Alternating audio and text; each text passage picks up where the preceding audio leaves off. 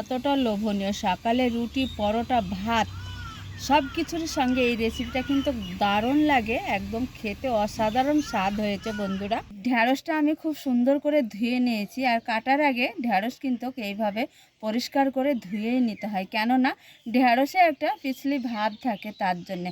খেতে কিন্তু মাছ মাংস রেখে এই ঢ্যাঁড়সটা দিয়েই সবাই কিন্তু এক থালা ভাত খেয়ে নেবে।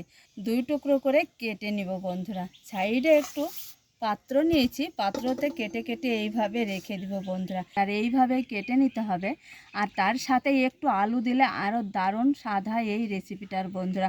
তো একদম চলে যাব রান্নার কাছে, আমাদের সাথে থাকো। দিয়ে আমি কড়াই তেল দিয়ে দিয়েছি, তেলটা খুব সুন্দর করে গরম করে নিয়েছি। এইখানে সাদা তেল দিয়েছি বন্ধুরা।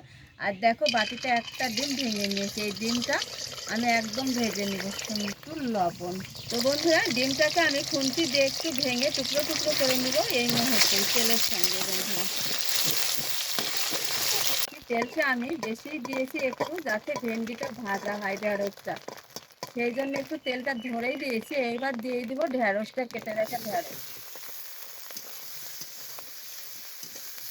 ডিমের ঝুড়ির সঙ্গে এই ঢেঁড়সটাকে এইভাবে একটু ভেজে নেব বন্ধুরা। এখানে আর লবণ হলুদ আমি এখনো ব্যবহার করব না, আগে সুন্দর করে ভেজে নেব। ভেজে নিয়েছি, আর এই সবুজ অবস্থায় নামিয়ে নেব। এবার একটা প্লেটে তুলে নেব। এই রান্না করলে খেতে কিন্তু খুব ভালো লাগে। একটু সরিষার তেল দিয়ে দেবো, একটু সামান্য জিরে ফোড়ন, বেশ একটু কাঁচা মরিচ ঝাল বুঝে হালকা করে একটু ভেজে নিয়েছি। এইখানে দিয়ে দেবো একটু সামান্য আদা আর জিরে বাটা, একটু আদা জিরে বাটা।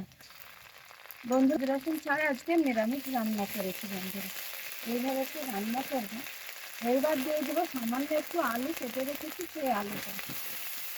স্বাদ অনুযায়ী একটু লবণ, হালকা করে আলুটাকে কষিয়ে নেবো আগে। দেবো সামান্য একটু হলুদ, একটু সামান্য ধনের গুঁড়ো। আলুটা সেদ্ধ করে নিব, যতক্ষণ না একটু সেদ্ধ হবে ততক্ষণ এইভাবে একটু আমি কষিয়ে নেব।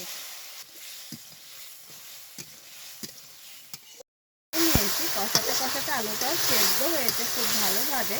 আর ওইদিকে ভেন্ডিটা, এই যে আলুটা দেখো খুব সুন্দর সেদ্ধ হয়েছে। এবার কষানো আলুতে ভাজা ভেন্ডিটা দিয়ে দেবো, আর ভেন্ডিটা ভাজতে ভাজতেও নরম হয়েছে। এই যে দেখো, দেওয়া মাত্রই তাড়াতাড়ি রান্না হয়ে যাবে এটা বন্ধুরা। তেল মশলা ধোয়া জলটা শুধুমাত্রই দিয়ে দিতে, খুব সুন্দর করে একটু কষিয়ে আবারও 2 থেকে 3 মিনিটে সময় নিয়ে রান্না করে নেব। খুব তাড়াতাড়ি রান্না হয়ে যায় বন্ধুরা। এটা খুব সুন্দর করে রান্না করে নিয়েছি, আর সবজি সবুজ সবুজ হয়েই থাকবে। এই পর্যায়ে নামিয়ে দিতে হবে। আলুটা তোমাদের ভেঙে দেখায়, এই যে দেখো আলুটা খুব সুন্দরভাবে সেদ্ধ হয়েছে। এইখানে একটু ভাজা জিরে গুঁড়ো দিলে আরও খেতে ভালো লাগবে বন্ধুরা। এই রান্না শেষ হয়েছে, একটু সামান্য ভাজা গুঁড়ো দিয়ে দিব। দেখো ঘরে থাকা অল্প কিছু উপকরণ দিয়েই আমি এত সুন্দর দারুণ দারুণ রেসিপি বানাই বন্ধুরা, খেতে কিন্তু খুব ভালো লাগে। তো আমি খুন্তি দিয়ে খুব সুন্দর করে মিশিয়ে নিয়েছি, এবার একটা প্লেটে তুলে নিই।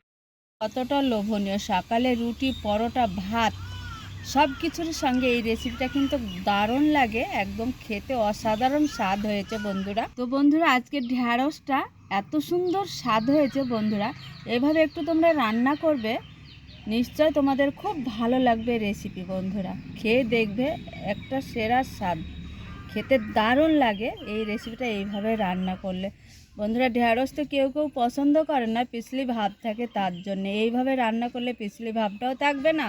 ভাত রুটি পরোটা সব কিছুর সঙ্গে কিন্তু অতুলনীয় স্বাদের, খেতে দারুণ ছিল বন্ধুরা।